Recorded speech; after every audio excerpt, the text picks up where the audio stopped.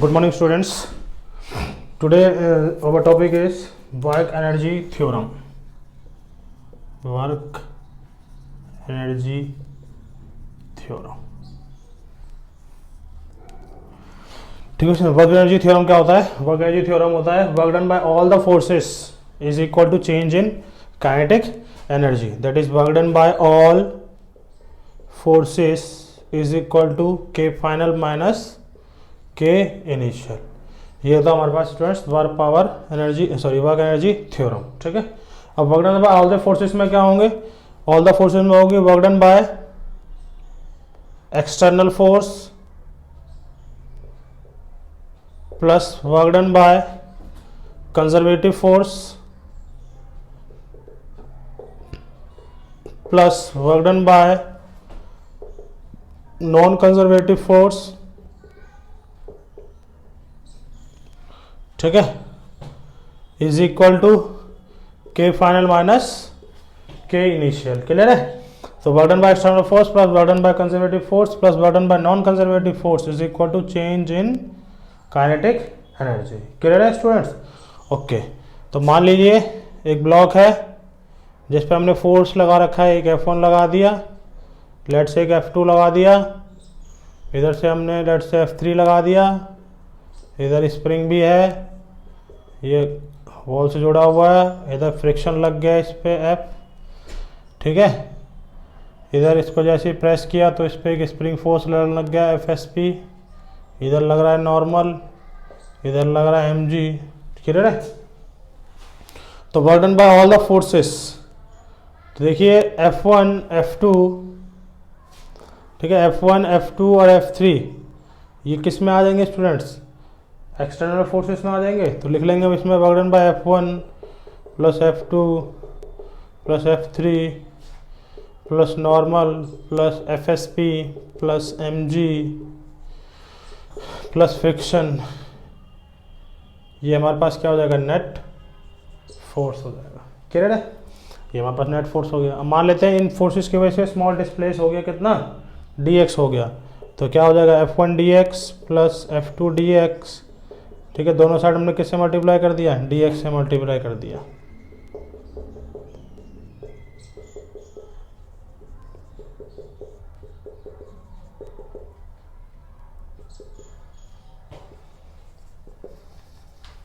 ठीक है. अब देखिए इंटीग्रेट कर दिया दोनों साइड. तो इंटीग्रेट देखिए F1 F2 F3 और नॉर्मल ये सब कैसे हो गए स्टूडेंट्स? एक्सटर्नल फोर्स हो गए इन पे. F1 plus F2 plus F3 plus normal into dx plus FSP plus mg plus f dx. ठीक है. F नॉट को लिख सकते हो mass into acceleration into dx. Clear है? ओके. नाउ देखिए ये सब किस में आ गया? एक्सटर्नल फोर्स की कैटेगरी में. तो यहाँ पे लिख देंगे F एक्सटर्नल dx प्लस ये हो गया FSP. हमने कल बात कही थी कि स्प्रिंग फोर्स और फोर्स और ग्रेविटी किस में आते हैं? कंजर्वेटिव फोर्स की कैटेगरी में आते हैं. तो इसको लिख दोगे FC dx प्लस फ्रिक्शन किस में आता है स्टूडेंट्स? नॉन कंजर्वेटिव फोर्स में. तो फ्रिक्शन लिख देना non conservative NC dx equal to कितना हो गया? देखिए एक्सेलरेशन वेरिएबल होगा तो इसकी जगह पर हम लिख सकते हैं v dv by dx into dx. Integrate कर देंगे दोनों साइड. इंटीग्रेट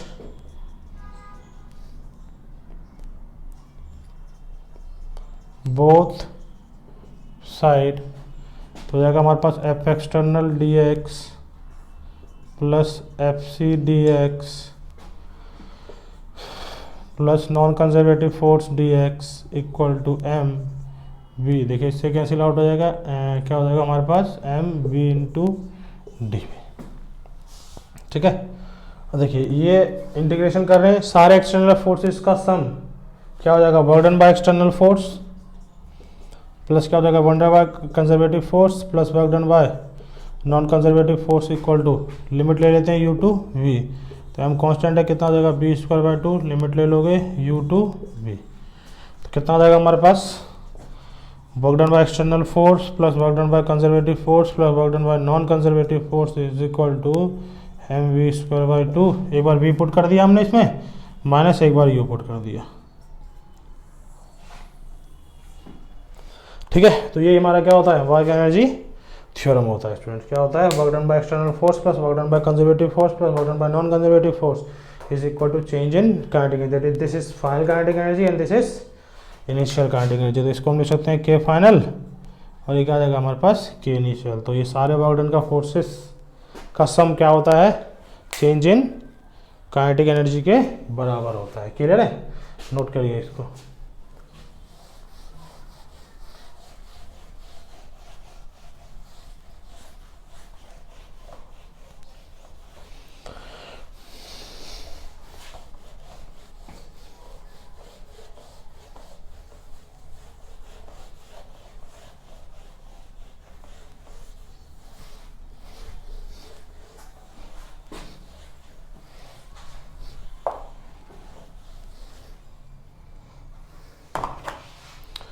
उसके बाद देखिए इसी में that is work done by external force plus work done by conservative plus work done by non conservative equal to K final minus K initial. तो देखिए अगर मान लेते हैं इसमें, अगर हमें पता है कि work done by conservative force बराबर क्या होता है, माइनस डेल्टा यू होता है, that is conservative force equal to U final minus U initial. ये work done by conservative force हो जाता है U initial minus U final. या हम इसको पुट कर सकते हैं तो ये एक्सटर्नल प्लस क्या आ जाएगा U initial minus U final plus work done by non conservative force equal to K final minus K initial. देखिए उधर चला जाएगा तो W external plus W by non conservative force equal to, देखिए उधर चला जाएगा तो यू फाइनल चला गया उधर और यू इनिशियल चला गया उधर, तो क्या होगा के फाइनल प्लस यू फाइनल और ये उधर जाएगा तो minus K initial minus U initial. तो ये हो जाएगा हमारे पास students E final that is total energy, minus common ले लोगे तो K initial plus U initial. तो work done external plus work done non conservative ये आ गया हमारे पास। अब देखिए work done external plus work done non conservative बराबर ई फाइनल माइनस ये क्या हो जाएगा ई इनिशियल हो जाएगा। तो ये हो जाता है फॉर्मूला कि work done by external force plus work done non conservative force equal to क्या होता है E final minus E initial के हो जाता है। क्लियर है। अब इसी में मान लीजिए हम बात करें इफ केस ले लें, if work done by non conservative force equal to zero, अगर नॉन कंजर्वेटिव फोर्स का जीरो कर दिया वर्क डन तो work done by external force equal to क्या हो जाएगा E final minus E initial. समझ में आ रहा है, ई फाइनल माइनस क्या हो जाएगा ई इनिशियल हो जाएगा। इसी तरह अगर हम बात करें case second, if work done by non conservative force equal to zero, मतलब कोई फ्रिक्शन नहीं है वहाँ पे और work done by external force equal to क्या है जीरो, एक्सटर्नल फोर्स भी नहीं लग रहा है कोई, तो E final minus E initial बराबर क्या हो जाएगा that is E final equal to E initial. इसका मतलब total energy initial equal to क्या हो जाएगा total energy final. Total energy initial equal to total energy final का मतलब क्या होगा स्टूडेंट्स, एनर्जी इज कंजर्व। तो यहाँ पे हम स्टेटमेंट लिख सकते हैं if work done external equal to zero and work done non conservative equal to zero then total energy of system is conserved. Total energy of the system is conserved, that is E initial equal to E final, यानी कहीं पे potential energy plus kinetic energy का sum equal to potential energy plus kinetic energy का sum, ये हो जाएगा हमारे पास। Clear है। तो यही हमारे पास क्या होता है मैकेनिकल एनर्जी कंजर्वेशन, जो हम किस थ्योरम का यूज़ करके लेके आए, वर्क एनर्जी थ्योरम का यूज़ करके ले आए हैं। ठीक है, तो वर्क एनर्जी थ्योरम समझिए में आ गया हमें। ओके, तो यहाँ से मैकेनिकल एनर्जी कंजर्वेशन भी हमने क्लियर कर लिया है, तो नोट करिए इसको।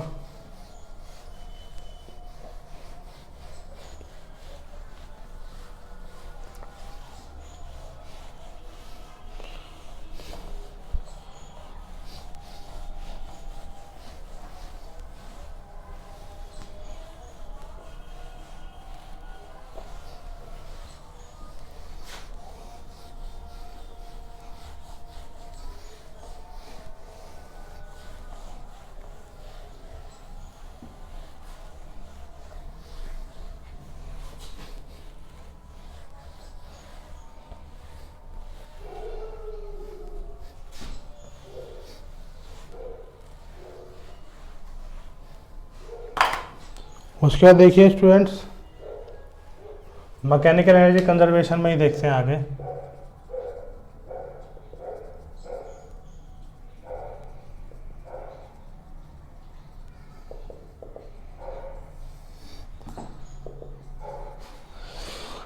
देखिए मैकेनिकल एनर्जी कंजर्वेशन क्या होता है। मैकेनिकल एनर्जी कंजर्वेशन हमने भी पिछले टॉपिक में देखा। इफ नेट एक्सटर्नल फोर्स मतलब work done by net external force and work done by non conservative force is equal to 0, तो उस केस में क्या होगा, मैकेनिकल एनर्जी कंजर्व होगा, that is E initial equal to क्या हो जाएगा, ई फाइनल हो जाएगा। तो ये हमारे पास मैकेनिकल एनर्जी कंजर्वेशन होता है। ठीक है, अब E initial equal to E final हो गया है। अब इसको हम एक एग्जांपल से देखते हैं कि कैसे किसी पर अगर लगने वाला एक्सटर्नल फोर्स 0 हो, ठीक है, in the presence of conservative force, सिर्फ कंजर्वेटिव फोर्स के प्रेजेंस में, क्योंकि वहाँ पे देखिए ये जो ई फाइनल माइनस इनिशियल है इसमें यू इनिशियल और यू फाइनल, और यू इनिशियल और यू फाइनल किससे है, बर्डन बाय कंजर्वेटिव फोर्स से है, तो कंजर्वेटिव फोर्स तो होता है। तो in the presence of conservative force हम मैकेनिकल एनर्जी को क्या कर सकते हैं, कंजर्व कर सकते हैं। कैसे, देखिए एक एग्जांपल लेते हैं। मान लीजिए एक बॉल है जो ग्राउंड से लेट से ग्राउंड से h हाइट पे है, ये ग्राउंड लेवल है स्टूडेंट्स, कितनी हाइट पे है ये, h हाइट पे।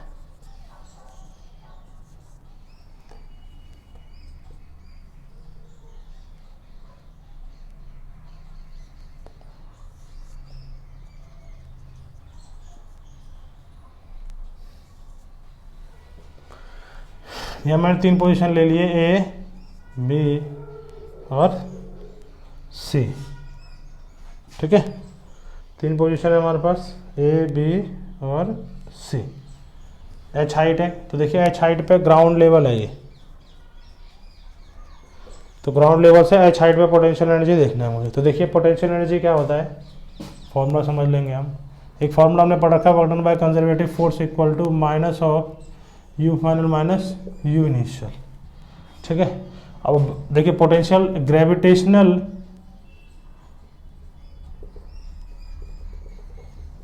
पोटेंशियल एनर्जी होता है क्या, समझिए इसको। ग्रेविटेशनल पोटेंशियल एनर्जी का मतलब होता है कि आप किसी ब्लॉक पे in the presence of conservative force का वर्क करें, तो जो वर्क आप करेंगे उसको किस में स्टोर हो जाएगा, पोटेंशियल एनर्जी में स्टोर हो जाएगा।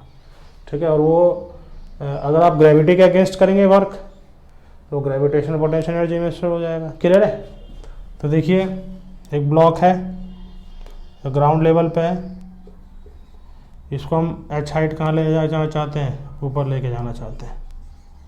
तो देखिए इस ब्लॉक पे डाउनवर्ड हमेशा क्या लग रहा होगा, एम जी लग रहा होगा, हमेशा एम जी लग रहा होगा डाउनवर्ड। हम इसको कहाँ ले जाना चाहते हैं, एच हाइट पे लेके जाना चाहते हैं, यहाँ पे रखना चाहते हैं इसको।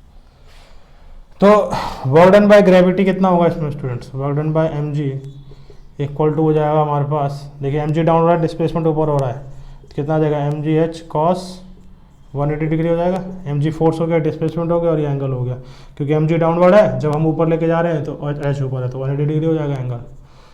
तो कितना आ जाएगा हमारे पास, work done by M G minus M G H. तो work done by conservative force equal to क्या होता है, minus of U final minus U initial. Conservative force का बर्डन कितना है, minus M G H equal to minus of U final plus U initial, है ना।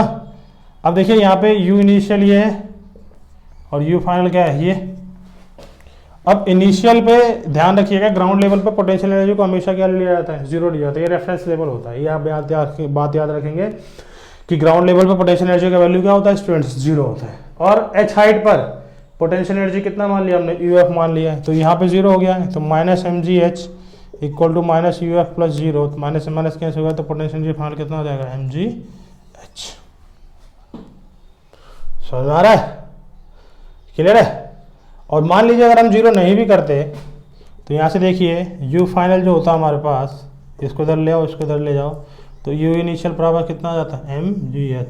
अगर रेफरेंस लेवल पे ये 0 होता तो h हाइट पर जाने पे कितना हो जाता, एम जी एच प्लस हो जाता। ठीक है, तो आप बात ध्यान रखिएगा हमेशा कि अगर कोई भी ऑब्जेक्ट अगर ग्राउंड से h हाइट ऊपर हुआ, जैसे मैं ये ग्राउंड मान रहा हूँ, तो ग्राउंड से अगर h हाइट ऊपर लेके जाएंगे तो वहाँ पे जो पोटेंशियल एनर्जी होगा वो mgh हो जाएगा प्लस का, और इसी ग्राउंड लेवल से अगर h हाइट नीचे लेके आएंगे तो यहाँ पे पोटेंशियल एनर्जी कितना हो जाएगा माइनस ऑफ mgh। तो ग्राउंड लेवल से प्लस ले जाएंगे तो mgh प्लस हो जाएगा, और ग्राउंड लेवल से मतलब रेफरेंस लेवल जो आपने बनाया उससे डाउनवर्ड लेके आएंगे तो कितना हो जाएगा माइनस mgh हो जाएगा। क्लियर है? तो ये तो पोटेंशियल एनर्जी का कंसेप्ट था, ग्रेविटेशनल पोटेंशियल एनर्जी का। ठीक है, तो ग्रेविटेशनल पोटेंशियल एनर्जी में स्टूडेंट्स अगर हम h हाइट ब्लॉक को ऊपर लेके जाते हैं तो उसका पोटेंशियल एनर्जी कितना हो जाता है प्लस mgh, और नीचे लेके आते हैं तो माइनस mgh हो जाता है। अब इसमें देखिए, अब ये जो ब्लॉक है हमारा बॉल ग्राउंड से कितने लेवल पे है, h लेवल पे, तो यहाँ पे पोटेंशियल एनर्जी का वैल्यू कितना होगा स्टूडेंट्स mgh। ठीक है, यानी E initial equal to E final. Initial क्या होता है, U initial plus K initial plus U final plus K final. अब देखिए h हाइट पर इसकी पोटेंशियल एनर्जी कितनी है स्टूडेंट्स mgh है, ये हमने देख लिया था अभी उसमें टॉपिक में, और हमने यहाँ से इसको रिलीज किया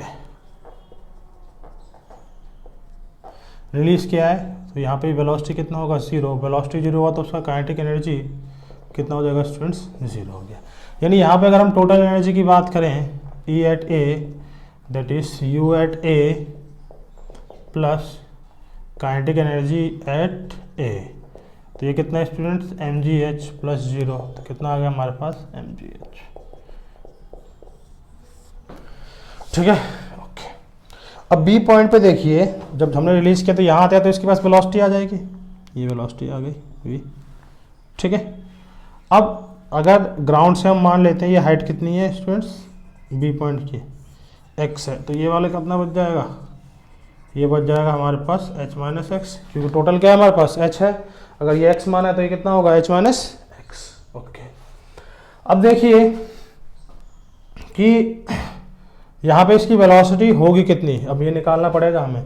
अब देखिए अगर किसी ऑब्जेक्ट को हमने h हाइट से ड्रॉप करते हैं तो ग्राउंड पे पहुँचने से हमें उसकी वेलोसिटी कितनी होती है √2h ही होगी। तो यहाँ पे जो वेलोसिटी अगर हम बात मानेंगे, अगर v1 मानेंगे तो v1 का वैल्यू कितना हो जाएगा √2gh। तो हमने क्या किया स्टूडेंट्स 2g, और यहाँ पे हमने हाइट लिख दिया जितनी हाइट से इसको ड्रॉप किया। इसी तरह यहाँ पे भी हम हाइट लिख देंगे जितनी हाइट से हम इसको ड्रॉप करेंगे, तो कितनी हाइट से ड्रॉप कर रहे हैं इसके लिए h माइनस एक्स होगा, तो कितना हो जाएगा √2gh माइनस एक्स, ये √में आ जाएगा वेलोसिटी। क्लियर है? अगर वेलोसिटी आ गया हमारे पास बी पॉइंट पे, और ये क्या लिख दिया हमने सी पॉइंट मान लो इसको, तो बी पॉइंट पे जो वेलोसिटी होगा तो यहाँ से kinetic energy at B point लिख सकते हैं हाफ एम बी बी का whole square, that is half M B B कितना है 2gh माइनस एक्स √ इसका होल स्क्वायर, इससे कैंसिल आउट हो गया, तो half M into 2gh minus 2gx कितना हो गया स्टूडेंट्स mgh माइनस mgx। ये हमारे पास क्या आ गया बी पे आ गया काइनेटिक एनर्जी। ठीक है, इसी तरह बी पे पोटेंशियल एनर्जी लिख लेते हैं। पोटेंशियल एनर्जी के लिए देखिए ग्राउंड लेवल से हम हाइट देखें, ग्राउंड लेवल से हाइट कितना है स्टूडेंट्स इसका x, तो u एट बी हमारे पास हो जाएगा mgx। ठीक है, तो टोटल एनर्जी एट बी कितना हो जाएगा E एट बी होगा हमारे पास k at B plus u at B that is mgh minus mgx। ठीक है, और u बी कितना है mgx, तो इससे कैंसिल आउट हो जाएगा, कितना आ जाएगा हमारे पास mgh। ठीक है, नाउ सी पॉइंट पे देखिए, सी पॉइंट पे वेलोसिटी कितनी है √2gh, और ये ग्राउंड लेवल पे आ गया, जिसमें पोटेंशियल एनर्जी तो कितना हो जाएगा 0। काइनेटिक एनर्जी कितना हो जाएगा स्टूडेंट्स इसका सी पे हाफ एम वी सी का whole square, that is half M V C कितना है 2gh √ में इसका होल स्क्वायर से कट जाएगा, 2 से 2 कट जाएगा स्टूडेंट्स, कितना हो जाएगा mgh। तो टोटल E एट सी कितना आ जाएगा हमारे पास K at C plus U at C, K at C कितना हो गया mgh प्लस 0 बराबर कितना आ गया mgh। ध्यान से देखिए स्टूडेंट, टोटल एनर्जी जितना ए पे था उतना ही बी पे, वहाँ पे इतना ही सी पे, तो इस पर सिर्फ एक कंजर्वेटिव फोर्स लग रहा है। तो in the absence of non conservative force and external force, ठीक है, और प्रेजेंस किसके कंजर्वेटिव फोर्स के प्रेजेंस में हम क्या कर सकते हैं टोटल एनर्जी को कंजर्व कर सकते हैं। E at A equal to E at B equal to E at C, हर जगह टोटल एनर्जी का वैल्यू क्या है स्टूडेंट्स, सेम है। समझ में आ रहा है? ओके, नोट करिए इसको।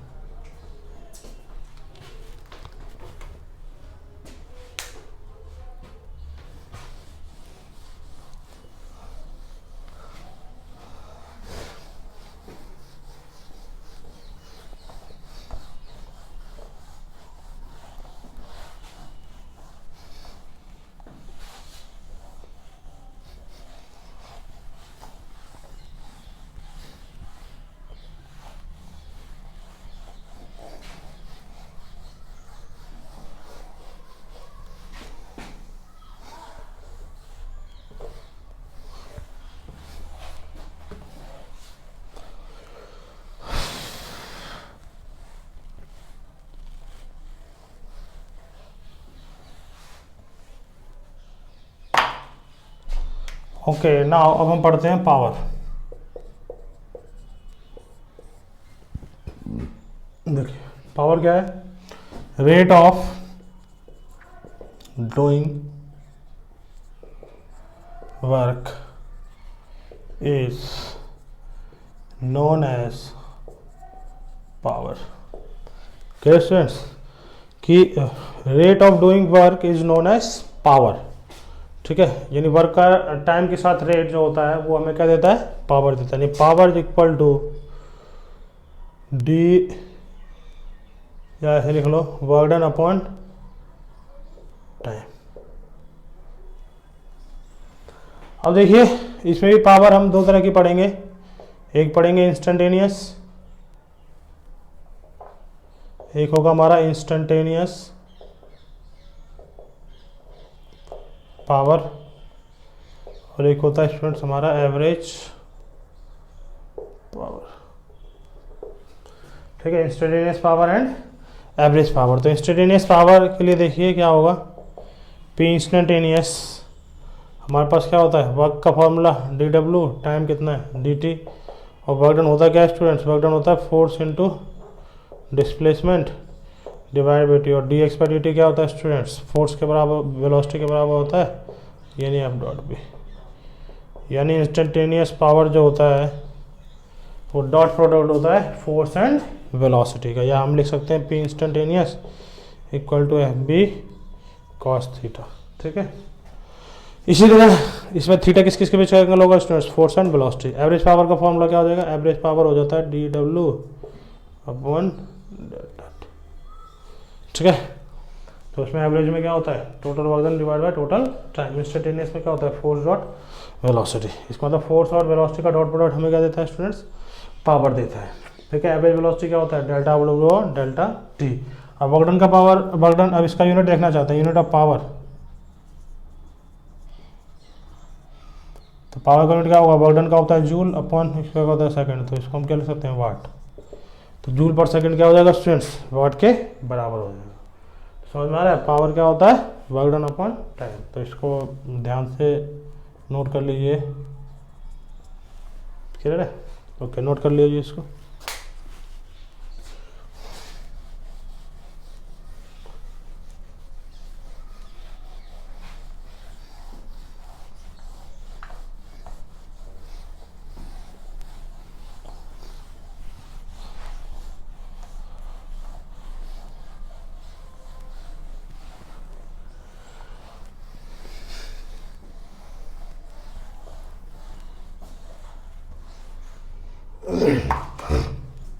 अब देखिए इसमें कैसे पावर के क्वेश्चंस करते हैं। जैसे मान लीजिए हमसे बोलता है कि हमारे पास एक मोटर है, मोटर से मान लीजिए हमने एक टंकी ऊपर है, एक टैंक, इसमें वाटर को फिल करना है। जो टैंक की हाइट कितनी है, टंकी से बॉटम से ग्राउंड लेवल से h हाइट है, ठीक है। तो हमसे पूछता है फाइंड द एवरेज पावर। तो एवरेज पावर तो यहाँ से यहाँ तक अगर लेके जाएगा तो वर्क कितना पड़ेगा अगेंस्ट ग्रेविटी, mgh करना पड़ेगा, है ना, क्योंकि मास जा रहा है वाटर, तो mgh हो गया।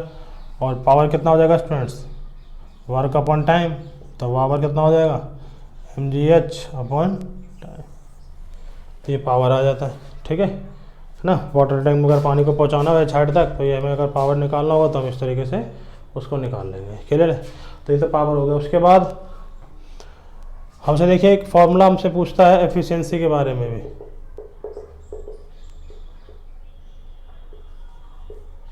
एफिशिएंसी क्या होता है हमारे पास, एफिशिएंसी को ईटा से रिप्रेजेंट करते हैं, that is output power to the input power into 100%। तो ये एफिशिएंसी होता है, किसी भी मशीन का एफिशिएंसी होता है output power to the input power multiply with 100%। Clear है स्टूडेंट्स? ओके, नोट कर लीजिए। तो ये वाटर टैंक का एग्जांपल हो गया, ये एफिशिएंसी का फॉर्मूला हो गया।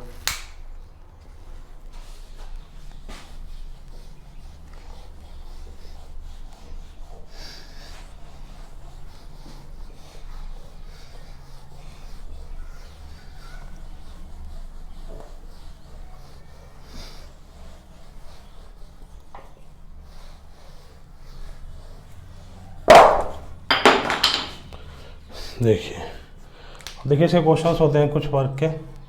हमसे बोलता है कि a force is applied on an object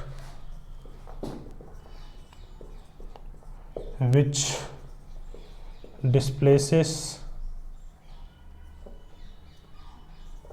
the body from point A 2, 3, 4 to point B 3, 5, 6।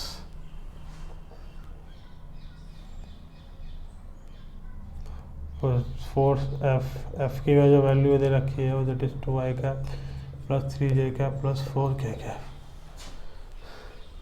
देखिए फोर्स है, फोर्स का वैल्यू कितना है 2i cap plus 3j cap plus 4k cap is applied on an object which displaces the body from point A to B, then find work done. ठीक है, अब work done पूछा आपसे, अब देखिए कैसे इसको सॉल्व करते हैं। अब वर्क डन के लिए तो हमें पता होना चाहिए वर्क डन का फॉर्मूला। तो वर्क डन का फॉर्मूला होता है फोर्स डॉट डिस्प्लेसमेंट। अब डिस्प्लेसमेंट चाहिए हमें, तो देखिए हमें कहाँ से कहाँ मूव कराना है, A से B तक। इसे कोऑर्डिनेट कितना है 2, 3, 4, इसे कितना है 3, 5, 6। ये हो गया स्टूडेंट्स इनिशियल और ये हो गया हमारे पास फाइनल। ठीक है, इनिशियल और फाइनल। ये इनिशियल पोजीशन हो गया और ये क्या हो गया हमारे पास फाइनल पोजीशन हो गया। ठीक है, अब हमें क्या निकालना है, इनिशियल से फाइनल हम डिस्प्लेसमेंट वेक्टर निकाल सकते हैं, S vector that is final position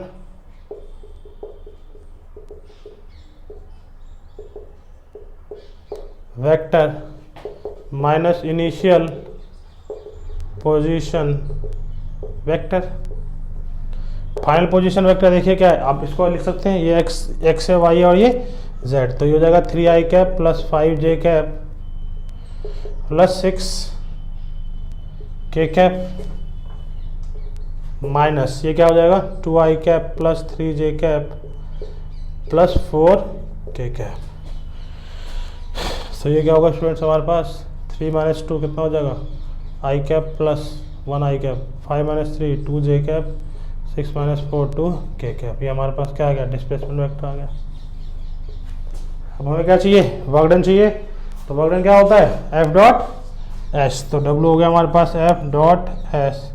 F put कर दीजिए 2i cap plus 3j cap plus 4k cap dot 1i cap plus 2j cap plus 2k cap.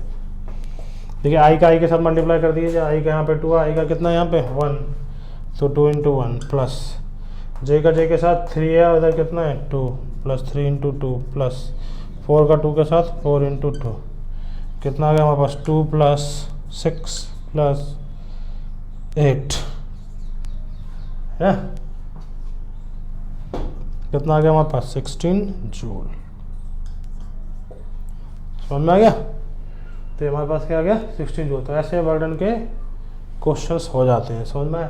तो ऐसे फोर्स दे देगा हमें, पॉइंट दे देगा कि इस पॉइंट से इस पॉइंट तक डिस्प्लेस करिए, तो बताइए कितना वर्क डन करना पड़ेगा। तो ऐसे आप क्या निकाल लोगे, वर्क डन निकाल लोगे। क्लियर है? ओके, नोट करिए इसको।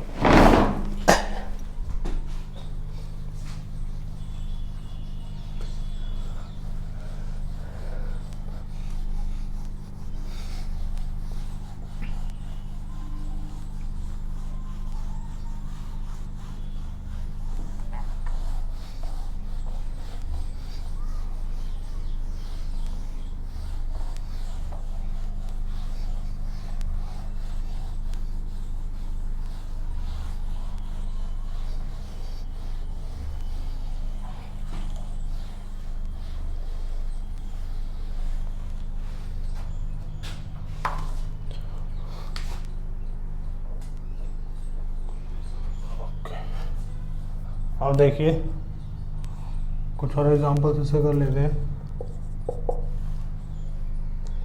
मान लीजिए हमें दे रखा है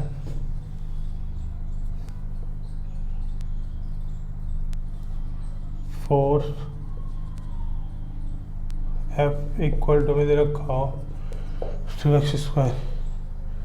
हमसे बोल रखा है find the work done if this force displaces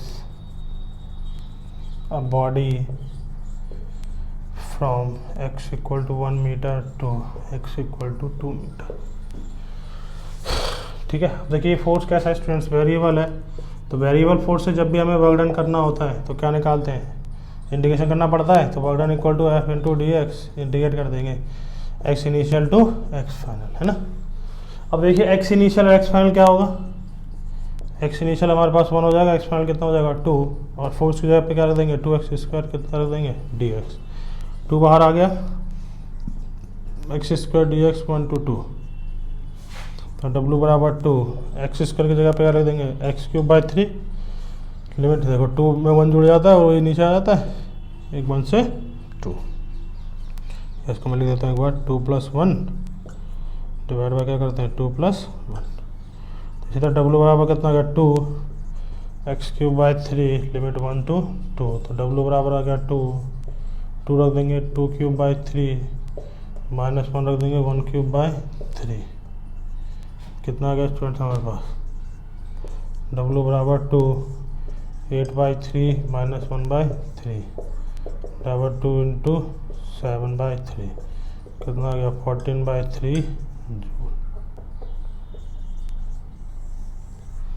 तो ये हमारे पास क्या आ गया, वर्क डन आ गया, दैट इज 14/3 जूल। समझ में आ रहा है स्टूडेंट। तो ये इस टाइप से हम क्या कर लेते हैं, वर्क डन के क्वेश्चंस कर लिया करते हैं। क्लियर है, नोट करिए इसको। एक एग्जांपल और ले लेते हैं इसमें।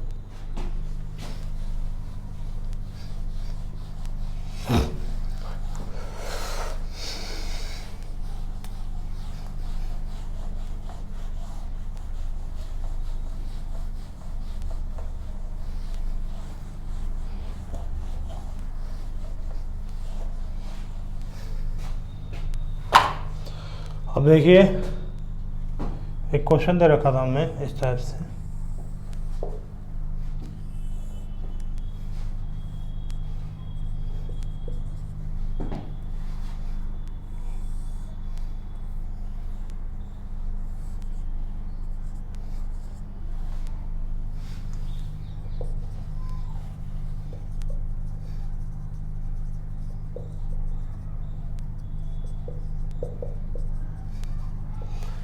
देखिए हमने एक ब्लॉक को students release from rest, rest से रिलीज क्या होता है, यू का वैल्यू कितना है 0।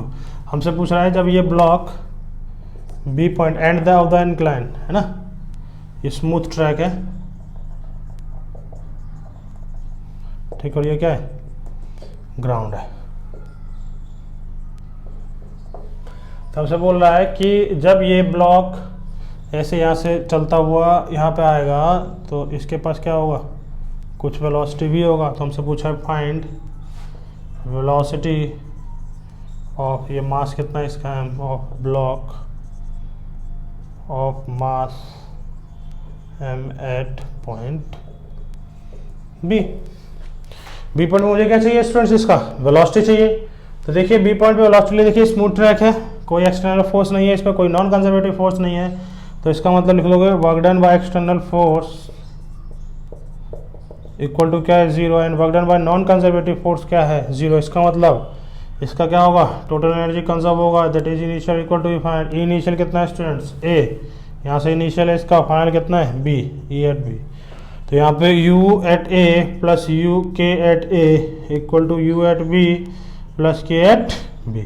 अब देखिए u a पे पोटेंशियल एनर्जी कितना होगा, u पे पोटेंशियल एनर्जी कितना होगा, देखिए मास m है, हाइट कितना है 2h और g, कितना हो जाएगा स्टूडेंट्स, u एट a हो जाएगा हमारे पास mg इंटू h कितना है 2h। इसी तरह काइनेटिक एनर्जी एट है, रिलीज किया है तो u 0 है, तो half mv square half mu square, तो u कितना है स्टूडेंट 0 है, तो कितना हो जाएगा वेलोसिटी काइनेटिक एनर्जी एट ए 0, इसी तरह बी पॉइंट पे हमें चाहिए काइनेटिक एनर्जी, दैट इज वहाँ वेलोसिटी कितनी है, वी है, तो हाफ एम वी स्क्वायर हो जाएगा। और पोटेंशियल एनर्जी चाहिए बी पे, हाइट कितना है इसका ग्राउंड से एच, तो कितना आ जाएगा, एच आ जाएगा। सारी वैल्यूज हम पुट कर देंगे यहाँ पे, तो देखिए क्या आ रहा होगा, यू एट ए कितना है M G into two H plus zero equal to कितना हो जाएगा, U at B M G H plus half M V square. Clear students, ये सब हमने डाटा निकाल लिया था इससे, ये हमने पुट कर दिया। तो M G H to M G H कितना हो जाएगा, एम जी एच हो जाएगा ये इक्वल टू कितना आ गया, half M V square, M से एम कैंसिल हो गया, ये जाएगा इधर टू जी एच बराबर कितना आ गया, वी स्क्वायर। तो वी का वैल्यू कितना आ गया students, under root two G H. Clear है? ओके, आई होप आपको ये क्वेश्चंस क्लियर हो रहे होंगे, है ना? ओके, नोट कर लीजिए इसको।